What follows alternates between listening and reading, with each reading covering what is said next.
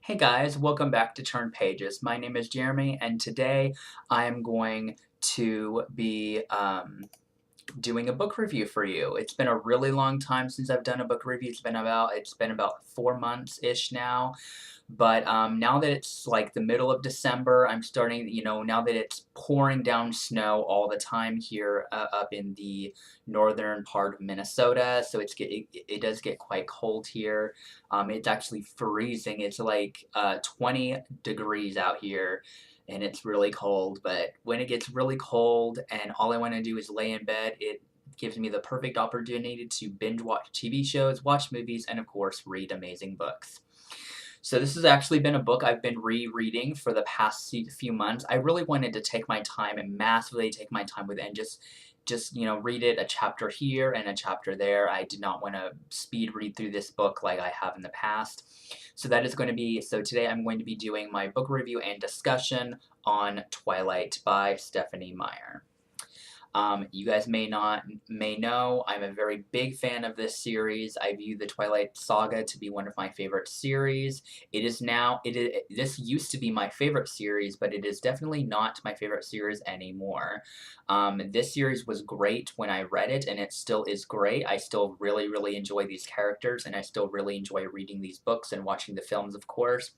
But now that I've been reading a lot of other things, I'm realizing that it was good, and I think it was really good for its time, but there's a lot of other much, much, much better plotted and better written novels. But furthermore, I'm going to read the nons. This is very much like with my Harry Potter reviews, since this has been out for so long. This is going to be a much more spoiler in-depth discussion review than my simple non-spoiler section, and then I get into the logistics of the book. But for the most part, this is going to be a very big discussion, me just kind of telling you the groundwork of the book, what this basic series is about. And so let's get started. And I'm going to start with my non-spoiler section as I always do and read the inside synopsis for you. When Isabella Swan moves to the gloomy town of Forks and meets the mysterious and alluring Edward Cullen, her life takes a thrilling and terrifying turn. With his porcelain skin, golden eyes, and mesmerizing voice with supernatural gifts, Edward is both irresistible and impenetrable. Up until now, he has managed to keep his true identity hidden, but Bella is determined to uncover his dark secret. What Bella doesn't realize is the closer she gets to him, the more she is putting herself and those around her at risk, and it might be too late to turn back. Deeply seductive and extraordinarily suspenseful, Twilight will have readers riveted until the very last page is turned. As I said before, or I may not have said this is the first book, of course, in the Twilight series. It's the first of the 4 books. And, but anyway, this is the cover. So I've already got the glare, the spine of the book, and of course the back. This book is a total of 498 pages, if you are curious to know. And this is something I always like to show because nobody else does. This is what the font looks like. It's very easy to read, and it's very fun to read at the same time. So basically, this book starts off with our main female protagonist, named Isabella Swan, but she prefers to be called Bella. Her mother remarried. Her mother Renee remarried to a man named Phil, who is a major baseball player, and so they did travel quite a lot in Florida, and so given that she just doesn't really want to be moving around so much, she kind of agrees and volunteers herself to go and live with her father Charlie for a while in Forks, Washington. Charlie is the chief of police there in their town, very small, secluded town, of course, which I love reading about small towns. It's kind of what really drew me to this book in the first place. Is a lot of people have said it's really based around a small town, and my eye's doing something I don't want it to. Pardon me. Wow, that was weird. So that's kind of the groundwork, and so Bella kind of does agree to go to Forks, and I really like Charlie. I think he was a very interesting character, and I did feel like it took a while for Bella and Charlie to kind of redevelop their relationship because they didn't really have much of one because Bella would only go to Forks during like Christmas or like summer vacations and things like that. So I feel like they did have somewhat of a strained relationship in certain areas and certain spots, but I did it was very a nice progression in this book. It was definitely one of my favorite parts of it. Bella, you know, she gets stuck with this really awful truck that backfires when she parks that Charlie got for her, which is great.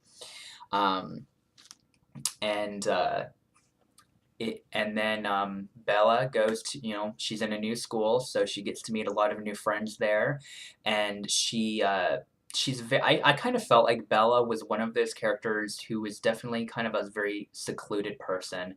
She didn't like receiving a lot of attention. She kind of felt like she definitely wanted to be left, you know, to her own devices in a lot of situations.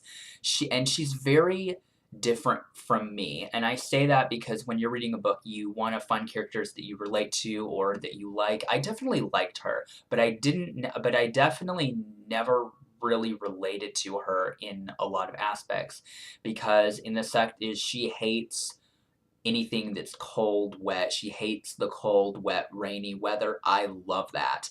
I'm not the biggest fan of rain, but I love the winter. I love when it snows. It's that's why the winter Christmas season is my favorite season of the year.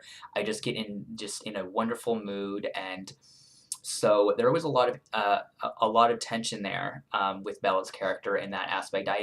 Every time I read this, because I've read this multiple times, but it's been like 9 years since I've read it now. This book is always one of those books that I always go to when I'm in a reading slump. I'll pick it up, read a few chapters, or read a couple hundred pages, or read 50 pages, whatever not, to get me out of my slump, and then I'll go back to the book or the book I really want to read, or continue the book I was reading, and it just kind of happens that way for me, and I really do enjoy it. Um, and so overall, Bella's a very interesting character, and so knowing that we're going to be following her for 4 books, I think she was a pretty good protagonist. Other people will say differently, of course, with a book that's been out for this long.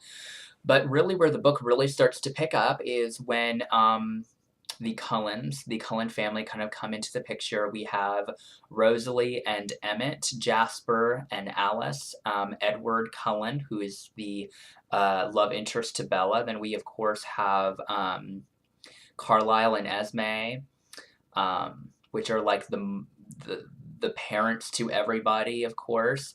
And one of my favorite aspects of this book is that these are very different kind of vampires. They're most definitely not like the Anne Rice, Joss Whedon kind of vampires. They are, but basically the only thing that really makes them considered to be vampires is that they are very strong, they're very fast, and they drink blood. That's really the only thing that categorizes them as vampires, and the fact that they are in fact immortal. I don't love these vampires because when I was reading these books, I never read these books as for the vampires. It's just not what I read these books for. I definitely just read them for the story, for the characters. I wanted to see what happened to them because I cared about them. And I'm getting off topic a little bit here, so I apologize. But as soon as Bella meets Edward is when the story really gets a little bit more juicy. Personally, my favorite chapter in this book is chapter 5, which is called Blood Type, where Bella gets a cut and Mike Newton takes her to the nurse, but then Edward's there and he kind of takes over, and it's one of my favorite aspects of the story. Or the book. It's one of my favorite chapters. My favorite chapter of the book. But one of my favorite aspects of this book was the nonstop, constant conversations that Edward and Bella would have. And I think that does somewhat continue through all 4 books. They still have those conversations. They just don't have as much as they had in this first book. I feel like the first 3 books had pretty good plot lines.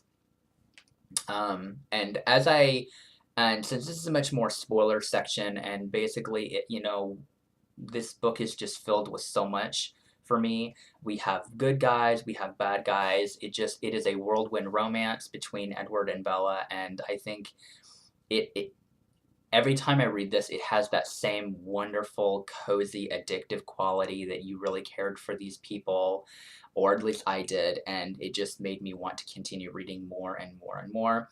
So that is where I end my non-spoiler section and go into the spoilers. So I will be putting the book down because it's very heavy to hold on to the whole time.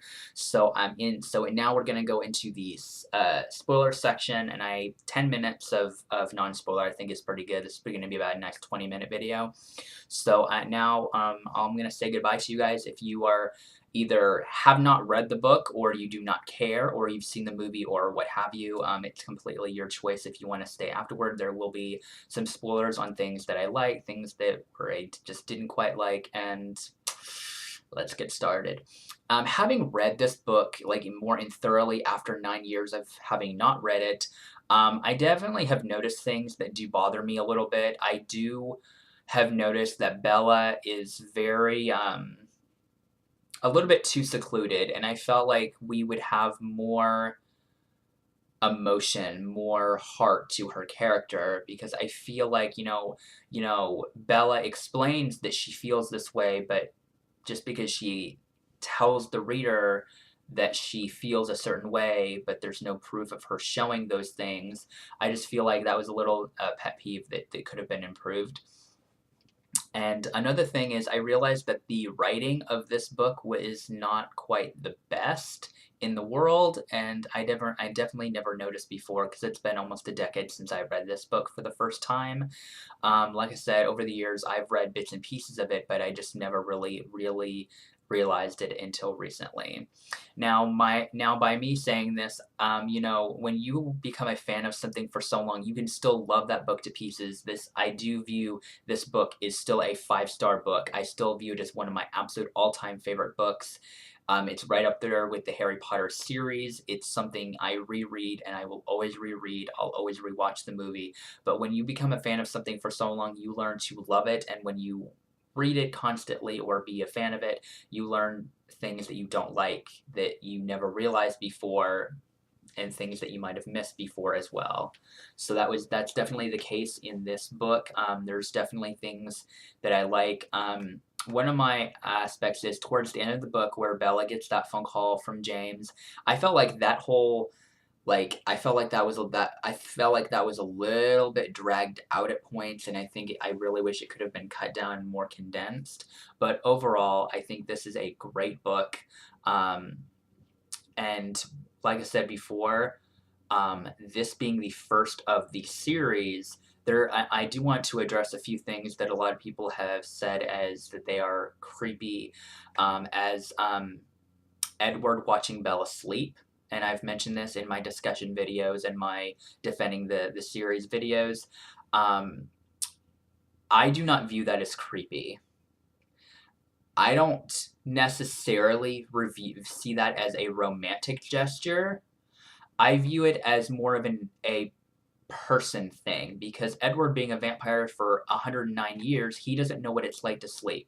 So that's why he watches Bella sleep, because he doesn't know what it's like. He wants to watch that. He wants to view that from his own eyes and see someone else sleep. What is that experience like? Because, and he'll never be able to experience that, but being able to see that through somebody else, or being able to watch somebody physically have that kind of tangible experience, I think that helped Edward a lot, and a lot of people viewed that as creepy. I'm 25. I'm a 25 years old adult, and I just don't see that as creepy. I just don't. And a lot of people thought that Edward was very abusive. I never saw him to be a abusive character. Everybody's given me tons of examples as to where they see that, and I just don't. I guess I'm just one of those people that I just don't see him that way. There is, and once we get into the further books, I will, talk about even more points and things like that. But I think that I enjoyed this book just as much now as I did then. Um, I think that it was still just as fun when I first read it as it was now, but I think that I I didn't read this fast. I read this whole book when I first read it. I read all nearly 500 pages in a span of 2 days when I first picked this up. And I still to this day, I've never read a book that fast ever, and I probably never will. It's just part of my my thing. I do consider myself to be a slow reader, and especially when it comes to one of my favorites, I definitely wanted to slow down and really experience this story again. One of my favorite scenes in this book is chapter 13, which is that entire scene with the meadow. I love that scene. Um, I really enjoyed the characters. This book is so quotable for me. There's so many quotes in here. The lion fell in love with the lamb. What a stupid lamb. What a sick, sadistic lion. I just love it. The quote in here that Edward says, and he says, um, "You don't know how long I've waited for you," and I just love it because it's just so fascinating to me. And another aspect of the vampires is in here that kind of adds to the world building of the vampires a little bit. Um, is that the vampires in this world have gifts. Not all vampires have a talent. Only certain ones do, and you don't. And it's not like on a scale of, well, this vampire didn't, so this one is going to, kind of thing. It doesn't really work that way. But Edward has the ability to read minds. He can read the basic thought that's on their mind at the current time. And I think and all he has to do is look at them to read their mind. But what's interesting is that he cannot read Bella's mind, and we don't know why that is until probably halfway through the last book. There is a very big reason as to why he cannot read her mind. And of course, if you have read the book, you've read Breaking Dawn, you probably already know. I'm not going to say it in this because it doesn't really pertain to the first book at all. But we do find out that Bella, she has a talent, and that is as to why Edward can't read her mind. Jasper, Edward's kind of adoptive brother, he has the ability to control the emotions around him. For if you're feeling really distressed or angry, he can calm that. And I think it's actually one of the more interesting talents that I feel like we didn't really get to see a lot of light to. Um, and then Alice has the ability to see the future, but her visions are subjective. The future can always change, and what I really like is that her videos her visions are subjective to the decisions that we make in life. Just for example, depending on Alice would see Bella on this path, and if Bella changed her mind at any point in time, then the vision would change. And I really thought that was a really cool concept. Um, and I think that's really it. But yeah, this was my book review and discussion of Twilight. Sorry if I didn't say everything that I may have wanted to, but I think I said I think I said this is pretty much. It wasn't scripted. It was all myself, as you guys can probably see, because I don't like scripted videos. But let me know what you thought of the book. If you have read it, please. I'm open to all forms of criticism because I'm pretty sure this video is going to get plenty of that. Yeah, it's one of my favorites. It's this time of year that makes me want to reread it. So I picked it up about a month and a half ago, and I just stormed through it slowly, and it was amazing. So I don't know when I'll be picking up New Moon and Eclipse and Breaking Dawn. I probably am gonna get around to those next year because the books do get quite big. I mean, if you think this one's big, the others do get quite a bit bigger. And as much as I am a big fan of this series, I never understood why these books had to be so long. I mean, this one never felt like a huge book to me, mainly because the text is how it is. It's quite big, actually, for a book like this. But I never really did understand why these books had to be so long. I mean, I don't mind. I don't mind. I really don't mind because I love these characters and I love this story. So I had no problem reading them, but it's just a little bit of a pet peeve thing.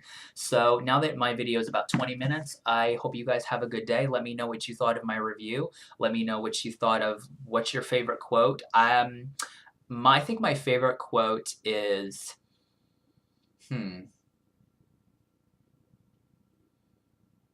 actually, you know what? I don't think I have one in this book.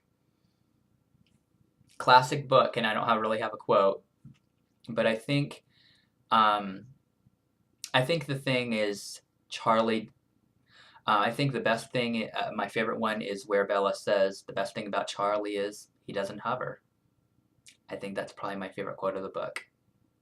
Don't know why, but it just always really stood out to me, and I was really happy to have those same exact words happen in the movie as well.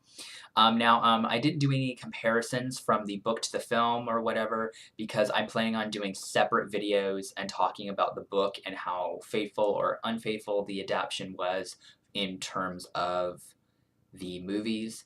This being one of my favorite books I've ever read. Um, so I'm going to be doing that much later on. But yeah, so I hope you guys have enjoyed this video. Let me know what you thought of it. If you liked it, give it a thumbs up or thumbs down. If you have not read it and you want to, I say go for it. If you're a little unsure, if you don't think you're going to like it, then I would go and see if your local library has it and just check it out that way. Or see if a friend of yours might have a copy of it, or just look up at the Wikipedia pages and just find out the story that way if you want. I think it's very good. I do feel like this book in particular has more of a preteen YA feel to it. I feel like it was very, very beginning feelings of it. But I did have one more thing I want to say before I go that just popped in my head. As much as I enjoyed reading all 4 books in this series in Bella's perspective, for the most part, apart from the 10 chapters that are in Jacob's perspective in Breaking Dawn, I did feel like I think this series would have been better if we would have gotten all 3 point of views. I think if we got Bella, Edward, and Jacob's perspective consecutively throughout all 4 books, I think this series would have been even better, because I think that we would have gotten to know all 3 of those characters a lot, and I feel like we didn't really get to do that. I felt like the only 2 characters that we got to know even a little bit better would be would be Bella and Jacob, because we got their perspectives in the series. But this first book was written in 2003 and published in October of 2005. So at that time, first-person novels in terms of young adult was very, very risky in terms of publication-wise. So I can kind of understand as to why they wouldn't have done that. So that's just my, little thing. But anyway, I will see you guys in my next video of whatever I decide to make. I do have several discussion videos coming, especially the one I have next, which is going to be my Goodreads rating system video, which I have a lot to say on that. So I will talk to you then. Probably will be next Wednesday, because I'm going to have a brand new system where I upload videos every Tuesday and Wednesday night or morning, but that's how it's gonna be. So until then, I will talk to you guys next week. Bye!